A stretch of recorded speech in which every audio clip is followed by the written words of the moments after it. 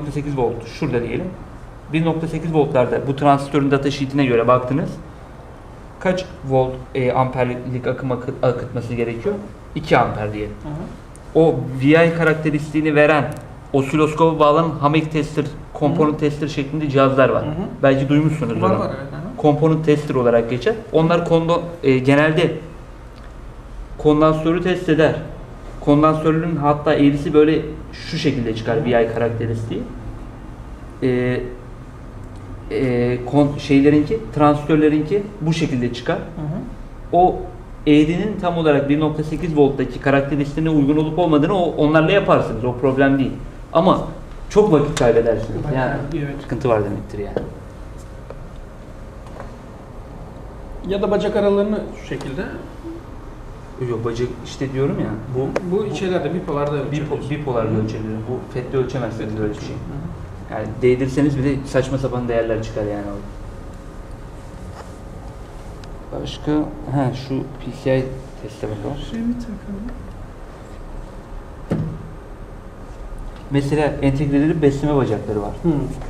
Mesela çok önemlidir. Entegrenin üstüne besleme geliyor mu, gelmiyor mu?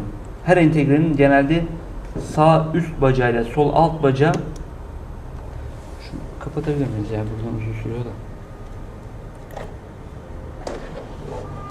Şimdi mesela diyelim ki şu bir entegre değil mi? Bunun birinci bacağı neresi? Şu nokta işaretinin Nokta işaretinin olduğu yer. Nokta işaretinin olduğu yer. Şurası 1. Şimdi en sağ üstte en sol alt. Şu iki bacak şu topraktır. Yani şuraya bağlı. Sağ üst bacakta besleme olması lazım. Yani ya 3.3 ya 5 ya da ona benzer olan değerlerin olması lazım. Yani şu entegre bu besleme bacağını almadan yani besleme gerilimini almadan hayatta çalışmaz. Sağ üst dediğiniz bunun sağa sola neye göre? İşte bire göre. şöyle, Mesela şöyle bire koyduk, göre. böyle aldık. Bire göre Karşımıza şöyle aldık. karşımıza aldık. Yani ters yönde değil de şu bir bacağımızı sola alacak şekilde. Sağ üstte sol alt hatırladım ama tam tersi de olabilir bakayım. Nokta vardır zaten. Nokta öyle. Nokta olması lazım o noktaya göre. Nokta olan VCC mi oluyordu diyorsun? Nokta olan her zaman birinci bacak noktadır. Birinci bacak. bacak O mı? birinci bacakta olmuyor bazen besleme değil mi? Ha yok besleme birinci bacakta olmuyor. Nokta birinci bacağı gösteriyor. Evet. Ona göre sağ üst köşeyi, sol üst köşeyi almak ona göre Entegrenin data ayarlıyorsunuz. sheet'inden de bakabilirsiniz. Hangi bacağın VCC olduğuna da. Genelde ben kısa bir yol olsun diye söyledim Bu onu sadece. entegreye gerilim geldiğini gösteriyor. Gerilim geldiğini gösteriyor evet. Modellere elektrik vermeden çalışmıyor. Taksınlar.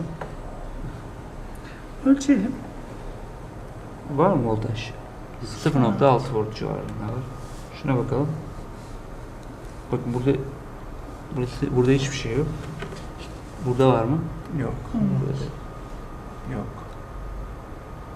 Tabi bu entegre tipinde farklı olur. Besleme bacağı budur muhtemelen yani. Beslemede çıkması gerekmiyor mu giren besleme? Giren beslemenin çıkması nasıl yani? Yok gerekmiyor. Ya o data uçlarından başka şeyler çıkabilir. Onu bilemek istedim. Başka mesela hangi entegre var? Mesela şurada bir entegre var. Onlar 4 bacaklı. İki sıralı olanlar. bacak. Mesela bu clock. Bu clock'ta hangi bacak şeydi? Sağ üst. Sağ üstte bunu işte o clock entegresine de bakmak lazım tabii. 1.6. 1.6 volt gözüküyor. O 1.6 voltla çalışıyormuş yani o entegre. Mesela BIOS bacağına bakalım. Ya bunun hangisi? BIOS bacağında farklı olabiliyor. Mesela Bu şekilde bacakları denerken bir zarar verebilir miyiz? Birbirine tabii kısa devre yapmamanız lazım yani. Kısa devre yaparsan hayırlı işler.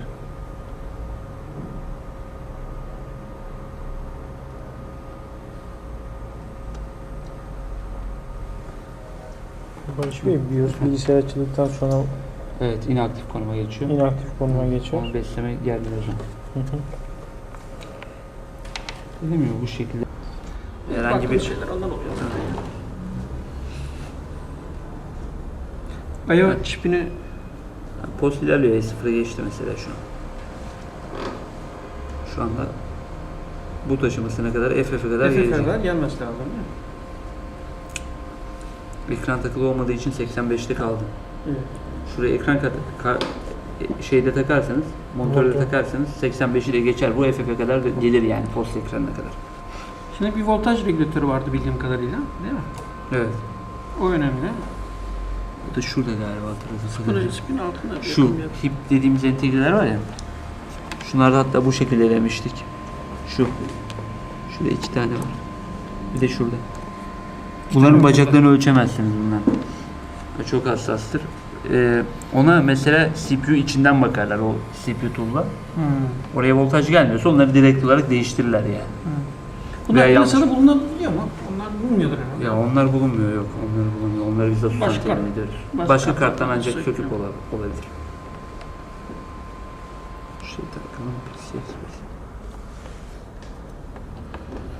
Mesela PC Express tool'unu taktık. Kontrol edelim bakalım. Bir saniye bunu tarafa geçmem lazım.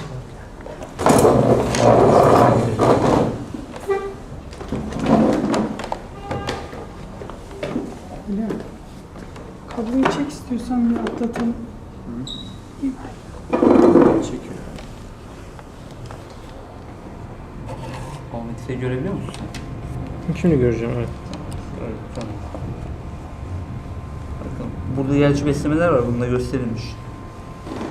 0-0'a niye düştü? Hangisi? He, dön. 3.3 volt. Evet. Şu anda ekran kartı varmış gibi Kart davranmış takınca olabilir evet. belki. Ama normalde yapmaması lazım bu tür iş. 3.3 voltu gördü. Başka bakın referans clock ucu ne kadar? Yani clock genelde 0.5-0.4'lerde geziyor yani her yerde. Ama normalde burada görmeniz gereken değer, tamam voltajı görüyorsunuzdur ama Frekans. frekansı görmeniz lazım yani onu avometrelerle, frekans ölçebilen avometreler var. Gördüm ben. Onlardan alıp onlarla da ölçebilirsiniz. İlla skopa da gerek yok yani. Mesela referans clock eksi ucu var. Onun aynı olması lazım zaten referans clock artıyla. Yaklaşık. Data uçları var. Şurada 12 volt var. PC Express için ölçülmesi gereken değerleri zaten göstermiştik. 12 volt fan için mi getiriyor oraya? Ama muhtemelen ekran kartı falan için olabilir. 3.3 volt. Data ölçelim. Dataları ölçelim.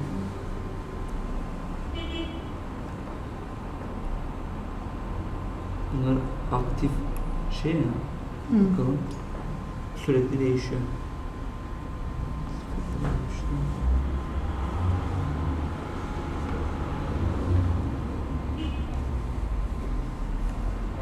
Ama bir diğer okuduğum Mesela- sürece problem yok. Mesela bakın bu da çalışıyor ve konumunda voltaj var. Başka şu ground zaten. JTAG tuşları var. Onun içinde tuşları var. Orada bir problem olduğunda bir değer görmememiz gerekiyor herhalde değil mi? Tabii yani voltaj olmaması lazım. 0.063 yani o arada belki kondansatörün üzerinde kalmış olan değer olabilir. Çünkü direkt yüzeye bağlı yani bunlar. Bak. Şu aradaki şunlar var ya, arada bir bakın bir tane kondansatör var sadece. Şu data bus'takilerin arasında. İkimiz de taşımaz. 0.058 yani 0.05 voltaj değil zaten yani. Ya o seviyedeki voltajlar hepsinde var. O da kondansatörün muhtemelen şuradaki kondansatörün üzerinde kalan gerilim olabilir.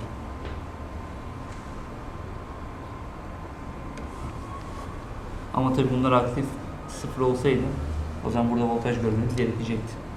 3.3 volt çıkış gerilimine bakalım. O da var. Ya besleme gerilimleri kontrol edersiniz. Eğer bu adreslerde de pardon serial lane'lerde de herhangi bir voltaj değeri yoksa problem yok demektir yani. Veya sağlam bir anakartla da karşılaştırarak da bakabilirsiniz. O sağlam bir anakartla da biz mesela bazen çok karşılaştırırız yani. Gerçekten açıyordur mesela. Hiçbir sorunu yoktur ama sorunsuz bir anakartla o anakartın değerlerini karşılaştırıp nerede sorun olup olamayacağını bulmak da çok efektif bir yöntemdir yani.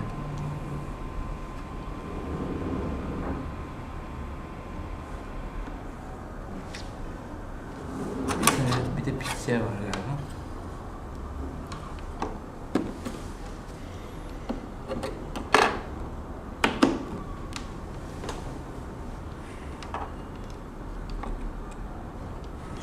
Gerek yok. Yani. Gerek yok. Bunu takmana gerek yok. Ben yaparım.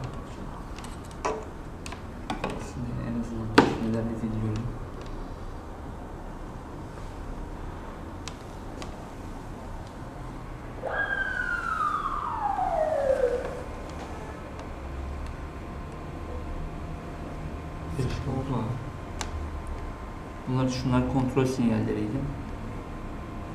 3.3 volt var. Ha, burada gelmiyorsa PC'ye 5 voltlar, 12 voltlar. Eksi 12 voltta gözüküyor. Resete bakalım. 3.4 NT, evet. Clock 1.6'ymış bundan. 5 volt. IO voltajı. Şu adres bassa bakalım. Adres bastaki değerler genelde yok. Çünkü data yok galiba adres basta şu an.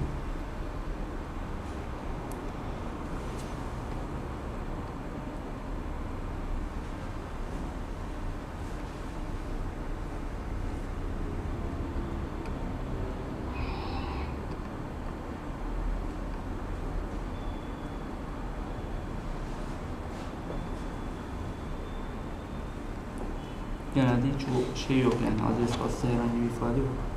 Ha mesela siz burada diyelim ki herhangi bir voltaj gördünüz diye. Mesela şurada right enable ucu galiba, bakın bu aktif 0 ya. Burada voltaj olması gerekiyor. Eğer burada herhangi bir voltaj görmüyorsanız problem var demektir. Mesela bakın şurada da P2'ye de bakabiliriz. Bazıları 64 bit ait ya.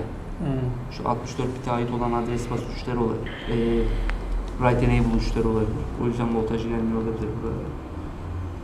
Şunlara bakalım, kontrol sinyallerine 5 volt. Burada da 5 volt var. Aktif 0 ya, hepsi voltaj var. Mesela bakın şurada yok, görüyor musunuz? Aktif 0 olmadığı için. Niye diyez var ama? Hangisinde? Şunda mı? Yok, üsttekinde. Şurada. Yok. Şu mu? Şunlar yan yana mı bunlar? Şunlar yan yana olan kontrol sinyalleri de ilk üçünde var.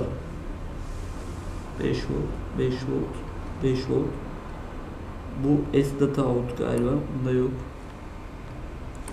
Bunda da yok. Çünkü data in ile data out işlemi yok ya. Burada var. Burada 3.3 voltun her zaman olması gerekiyor. Frame'e bakalım. Frame'de var. Devselde var. Aktif sıfırlarda genelde görmeniz lazım ya. Bakın hepsinde de var ya. 5 volt. Yani görmüyorsanız bir şekilde PCI basın üzerinde kalan yolları kontrol etmeniz lazım. Bunlar da 64 bit olan, 64 bit PCI kartlarda olan data adres basınçları. Bunda da problem olunca bunu ısıttığımız zaman gitme şansı var mı problem? Köprüyü ısıttığımız. Bozuk mouse takmışlar. Bir Hangisi? tanesi çalışıyor, bir tanesi çalışmıyor mouse portunu. Bakın 5 volt var. Söküp de baktırmadım da. 5 volt var. Besleme geliyor. Evet. Şunlar da ground bacaklarıydı. Şimdi ground bacakları. Besleme var bu USB portunda. En azından ışık yanar yani burada. Sinyaller ölçeceğiz. Sinyaller bakın zaten. Yolu takip edin. Direkt güneye gidiyor. Görüyor musunuz? Şu 4 tane yol var. İki tanesi bir tane USB için. Şu 2 tanesi bir tane USB için. İkişer tane USB var ya üst taraflarda. Ölçeği ama o dataları. Şimdi ters yönlü yapmamız gerekiyor ya. Diyot konumunda evet. Bakalım görebilecek miyiz?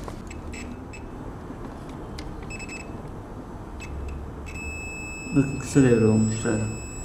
Kısa devre olması zorunlu yani sigorta olduğu için. Sigorta. Eğer açık devresi zaten değiştirmeniz gerekir. Ha, sigorta zaten. Arkasında Diyot başka oldu. koruyucu bir şey var mı sigorta dışında mı? USB'lerin genelde. Şu bakın bunda genelde böyle grup dirençler falan olur. Aynı şunun gibi. Şunun arkasında yoksa o zaman o tip bir şey gereklisini duymamış demek. Ben aynı zamanda. Onlar Şu mesela klavye sigortası. Hı. Aynı şuna gibi. Ha mesela bakın şurada var. Bu komporta ait mesela. Burada kondansatör var filtre amaçlı. Mesela bakın burada grup direnç var ama USB'ler için o tür bir şey yok yani. USB'ler direkt olarak güneye bağlı. Şurada hatta birkaç tane direnç var o kadar yani. PCI burası bağlı değil mi? PCI USB'ler direkt olarak güneye bağlı. Direkt güneye. Direkt güneye bağlı. USB 1120'da güney kontrol ediyor değil mi? Evet, güney kontrol ediyor her ikisinde. Şu ikisi Bakın zaten yollardan anlaşılır. Bakın bunlar topraklar zaten toprakla besleme zaten geliyor. Yolu izleyin. Şöyle gidiyor. Görüyor musunuz? Şu arka taraftan güney çipseti bu. Güney çipsetine bağlı.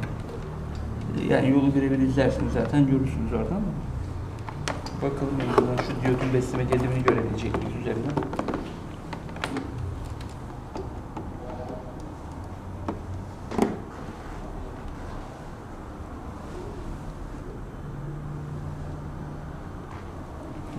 Fişi taksın.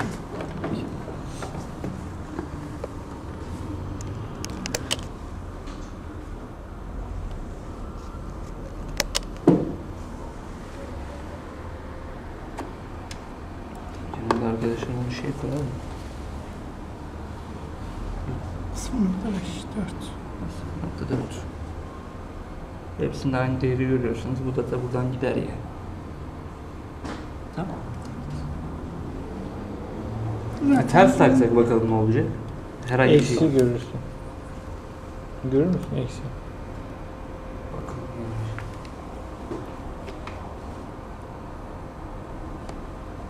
olacak. .740 gibi değer ama her zaman tersinden ölçülmesi gerekiyor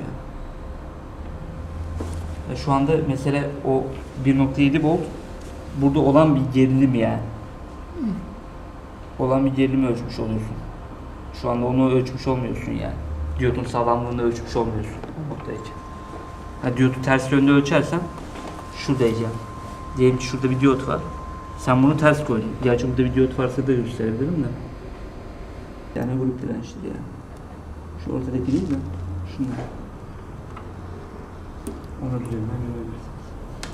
Şu V-Mod aya çıktı değil mi? Evet, o I/O çipi anakartın COM portunu, printer portunu direkt olarak floppy'sinin direkt olarak bağlandığı çıktı. Yani floppy'de herhangi bir problem olduğu takdirde bu Wimbo'nun direkt olarak değiştirilmesi gerekir. Bunun ölçülmesi diye bir şey yok. Bunun ölçüyorsunuz. Buna besleme bacağına geliyor mu herhangi? Onu yani Wimbo'nun tipi bazında besleme bacağı değiştiği için ona hangi bacağını değdirebileceğinizi gösterebilirim. Şurada bacak numaraları var. Bakın 1'den 64'e, 64'den 102'ye, 102'den 128'e, 128'den son bacağa kadar gösterilmiş. Hepsini söylüyorsunuz. Bu bacaklar tabii bunu ölçerse kısa devre olur. Tabii onlar biraz daha ince bacak lazım. İnce bacak ölçülmesi. İğne uçlu o şey lazım, avometre. Evet.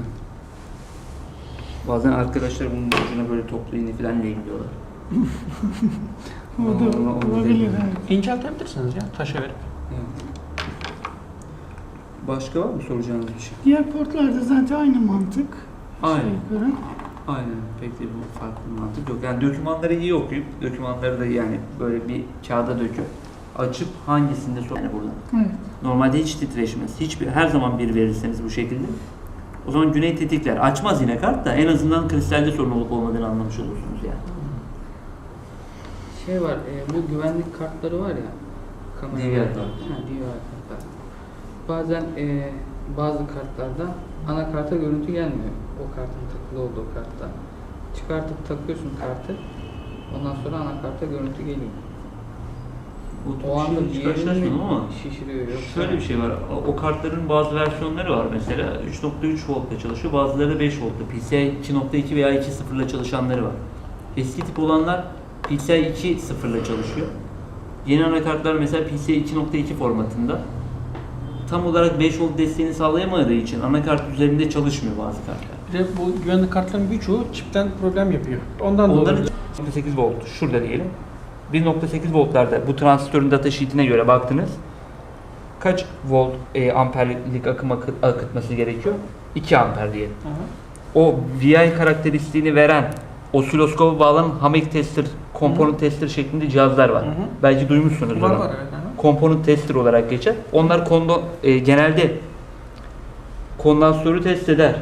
Kondansörün hatta eğrisi böyle şu şekilde çıkar VI karakteristiği. Şeylerinki, transistörlerinki bu şekilde çıkar. O eğrinin tam olarak 1.8 volttaki karakteristiğine uygun olup olmadığını onlarla yaparsınız. O problem değil. Ama çok vakit kaybedersiniz. Yani Evet. sıkıntı var demektir yani. Ya da bacak aralarını şu şekilde. Yok bacak işte diyorum ya. Bu şeylerde bipolarda Bipolar ölçebilir. Bu FET'le ölçemezsiniz böyle bir şey.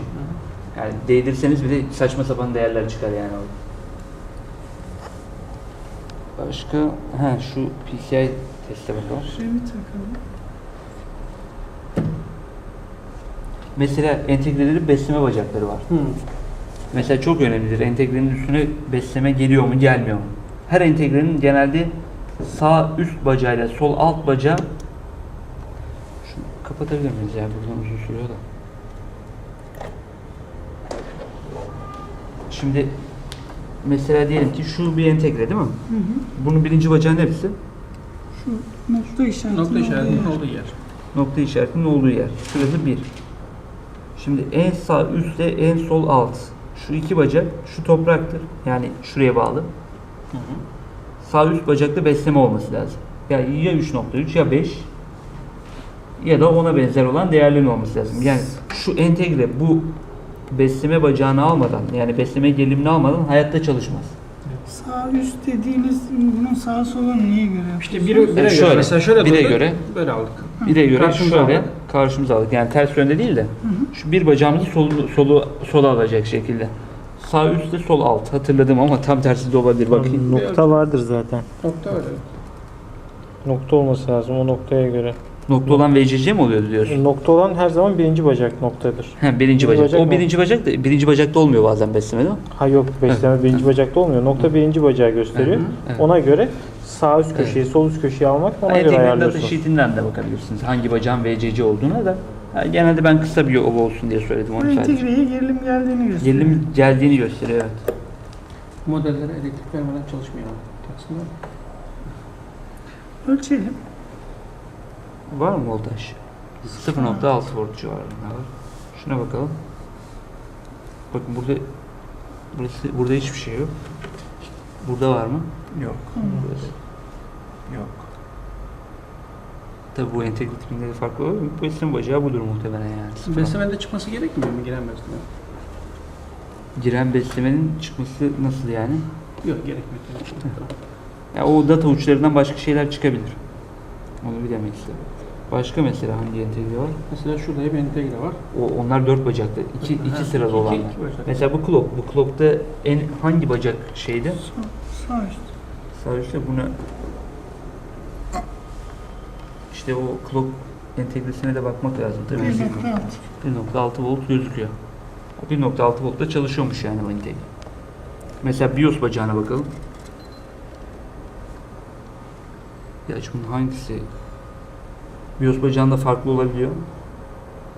Mesela Bu şekilde bacakları denerken bir zarar verebilir miyiz? Birbirine tabii değdirmeden kısa devre şöyle yapmamanız lazım yani.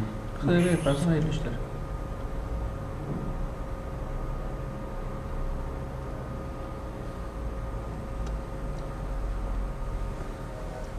Barış Bey, BIOS bilgisayar açıldıktan sonra Evet, inaktif konuma geçiyor. inaktif konuma geçiyor. Onu besleme gelmiyor o zaman. Hı hı. Değil mi bu şekilde? Herhangi Farklı bir şeyler ondan oluyor zaten. IO çipini post ilerliyor. E0'a geçti mesela şu an. Şu anda bu taşımasına kadar FF'e kadar gelecek. FF'ler gelmesi lazım değil mi? Ekran takılı olmadığı için 85'te kaldı. Evet. Şuraya ekran şeyde takarsanız, monitörde Monitör. takarsanız 85 ile geçer. Bu FF'e kadar gelir yani post ekranına kadar. Şimdi bir voltaj regülatörü vardı bildiğim kadarıyla, değil mi? Evet. O önemli. Bu da şurada galiba hatırladığınız Bunun spin altında bir Şu yakın bir yer. hip dediğimiz entegreler var ya. Şunlarda hatta bu şekilde elemiştik. Şurada 2 tane var. Bir de şurada. Bunların bacaklarını ölçemezsiniz bundan. O çok hassastır. Ona mesela CPU içinden bakarlar o CPU tool'la. Oraya voltaj gelmiyorsa onları direkt olarak değiştirirler yani. Bunlar Veya yanlış- piyasada bulunabiliyor mu? Onlar bulunmuyordur herhalde. Ya onlar bulunmuyor yok. Onlar bulunmuyor. Onları biz de Başka- temin ediyoruz. başka Başka karttan karttan ancak söküyor. söküp olabilir. Şey takalım PCI Express. Mesela PCI Express tool'unu taktık. Kontrol edelim bakalım. Bir saniye bu tarafa geçmem lazım.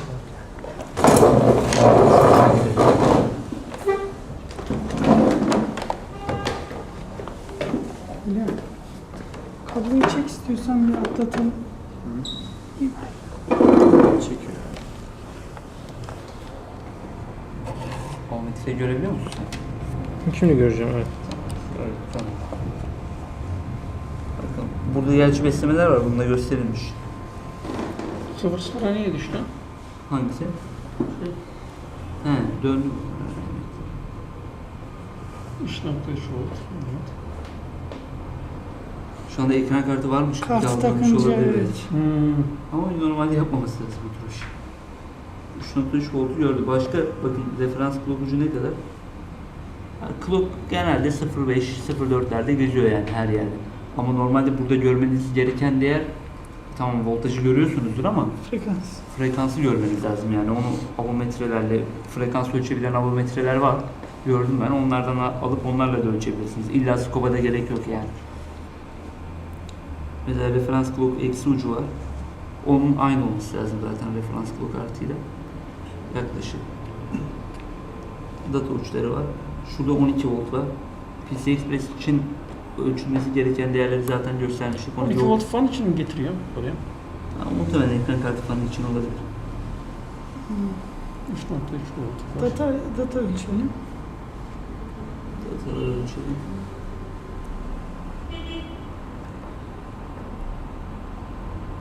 Bunlar aktif şey ya. Hı. Bakalım. Sürekli değişiyor.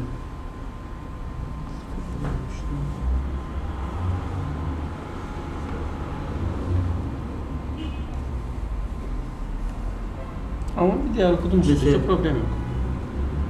Mesela bakın burada çalışıyor ve konumunda voltaj var. Başka şu ground zaten. JTAG tuşları var. Onun içinde data tuşları var. Orada bir problem olduğunda bir değer görmememiz gerekiyor herhalde, değil mi? Tabii yani voltaj olmaması lazım. 0.063 yani o arada belki kondansatörün üzerinde kalmış olan değer olabilir. Çünkü direkt yüzeye bağlı yani bunlar. Bak. Şu aradaki şunlar var ya, arada bir bakın bir tane kondansatör var sadece. Şu data bus'takilerin arasında. İçimizi taşımaz. 0.058 yani 0.05 voltaj değil zaten yani.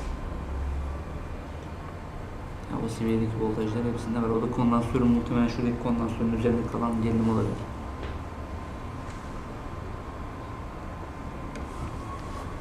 Ama tabi bunlar aktif 0 olsaydı o zaman burada voltaj görmeniz gerekecekti. 3.3 volt çıkış gerilimine bakalım. O da var. Ya besleme gerilimleri kontrol edersiniz. Eğer bu adreslerde de serial lane'lerde de herhangi bir voltaj değeri yoksa problem yok demektir yani. Veya sağlam bir anakartla da karşılaştırarak da bakabilirsiniz. O sağlam bir anakartla da biz mesela bazen çok karşılaştırırız yani. Gerçekten açıyordur mesela. Hiçbir sorunu yoktur ama sorunsuz bir anakartla o anakartın değerlerini karşılaştırıp nerede sorun olup olamayacağını bulmak da çok efektif bir yöntemdir yani.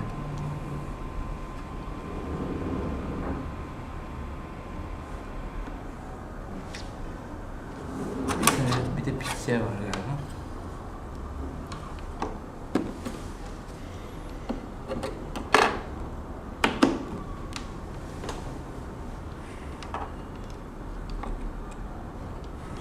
Gerek yok. Yani. Gerek yok. Bunu takmana gerek yok.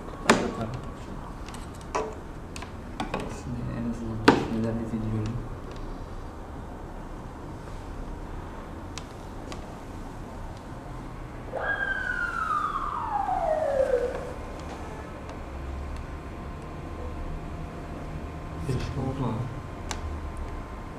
Şunlar kontrol sinyalleriydi.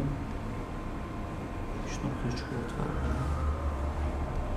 Ha, burada gelmiyorsa PC'ye 5 voltlar, 12 voltlar. Eksi 12 volt da gözüküyor. Resete bakalım. 3.4 KNT, evet. Clock 1.6'ymış şundan. 5 volt. IO voltajı. Şu adres bassa bakalım. Adres bastaki değerler genelde yok. Çünkü data yok galiba adres basta şu an.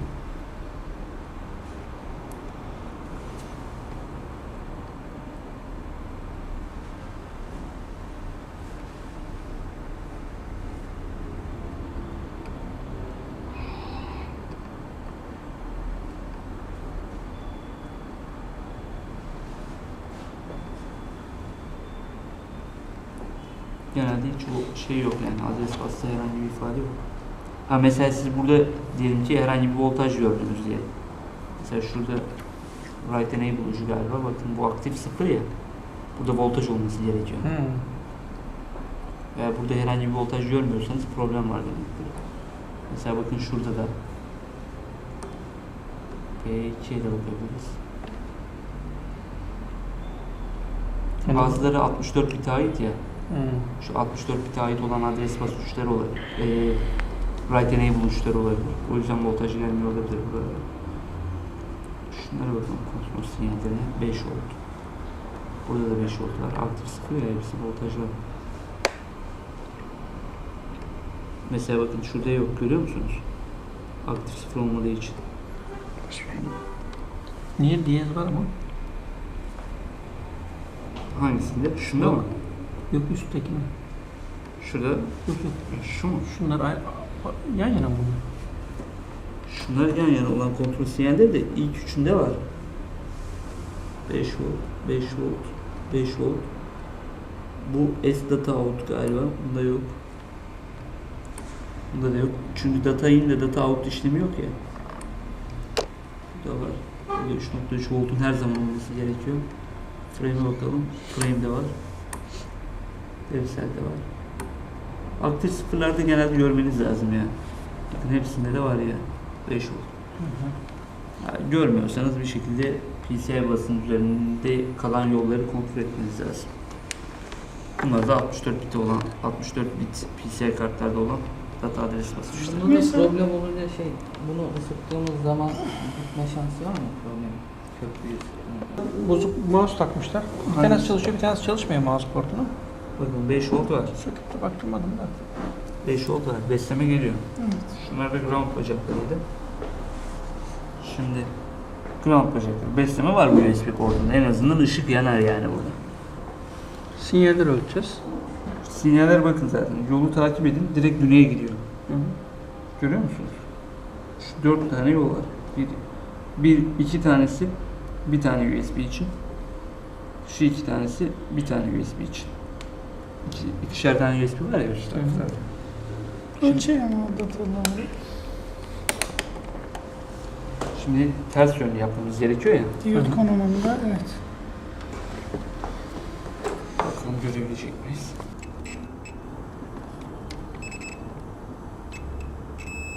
Bakın kısa devre olmuş zaten. Kısa devre olması zorunlu yani sigorta olduğu için Sigorta. eğer açık devreyse zaten değiştirmeniz gerekir. Ben sigorta zaten. Arkasında Diyot başka mu? koruyucu bir şey var mı sigorta dışında mı? USB'lerin genelde. Şu bakın bunda genelde böyle grup dirençler falan olur. Aynı şunun gibi. Hı hı. Şunun arkasında yoksa o zaman o tip bir şey gereklisini duymamış demekler demek. Ben aynı onlar. Şu mesela klavye sigortası. Hı. Aynı şuna gibi. Ha mesela bakın şurada var. Bu komporta ait mesela. Burada kondansatör var filtre amaçlı. Mesela bakın burada grup direnç var ama USB'ler için o tür bir şey yok yani. USB'ler direkt olarak güneye bağlı. Şurada hatta birkaç tane direnç var o kadar yani. PCI burası bağlı değil mi? PCI USB'ler direkt olarak güneye bağlı. Direkt güneye. Direkt güneye bağlı. USB 1120'da da güney kontrol ediyor değil mi?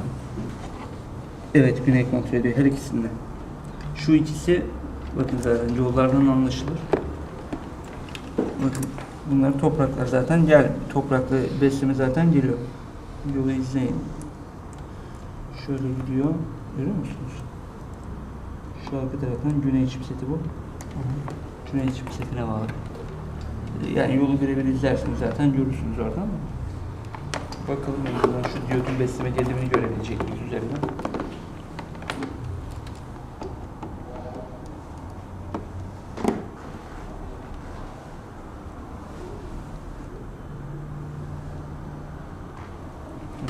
Fişi taksın.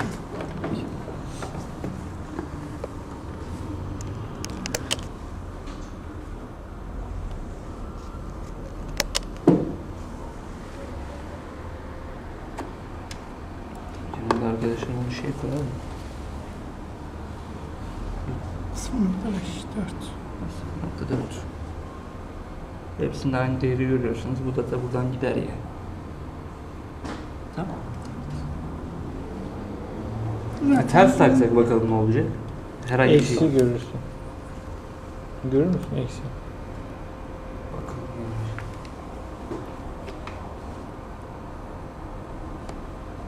.740 gibi değer ama her zaman tersinden ölçülmesi gerekiyor yani. Şu anda mesela o 1.7 volt burada olan bir gerilim yani. Olan bir gerilimi ölçmüş oluyorsun. Şu anda onu ölçmüş olmuyorsun yani. Diyotun sağlamlığını ölçmüş olmuyorsun o noktayken. Diyotu ters yönde ölçersen şuradayken. Diyelim ki şurada bir diyot var. Sen bunu ters koydun. Gerçi burada bir diyot varsa da gösterebilirim de. Yani grup dirençli yani. Şu ortadaki değil mi? Şunlar. Onun üzerinden görebilirsiniz. Şu Wiimote aya çıktı değil mi? Evet, o I/O çipi anakartın COM portunu, printer portunu direkt olarak floppy'sinin direkt olarak bağlandığı çıktı. Yani floppy'de herhangi bir problem olduğu takdirde bu Wimbo'nun direkt olarak değiştirilmesi gerekir. Bunun ölçülmesi diye bir şey yok. Bunun ölçüyorsunuz. Buna besleme bacağına geliyor mu herhangi? Onu yani Wimbo'nun tipi bazında besleme bacağı değiştiği için ona hangi bacağını değdirebileceğinizi gösterebilirim. Şurada bacak numaraları var.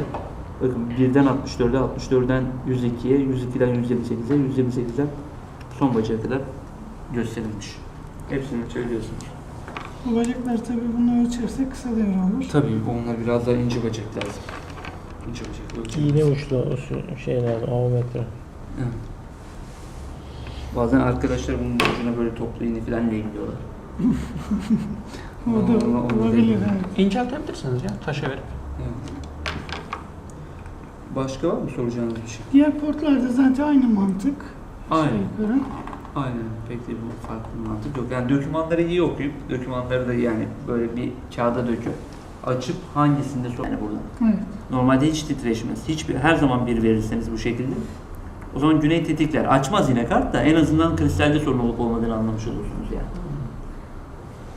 Şey var, bu güvenlik kartları var ya. DVR DVR kart. kartlar.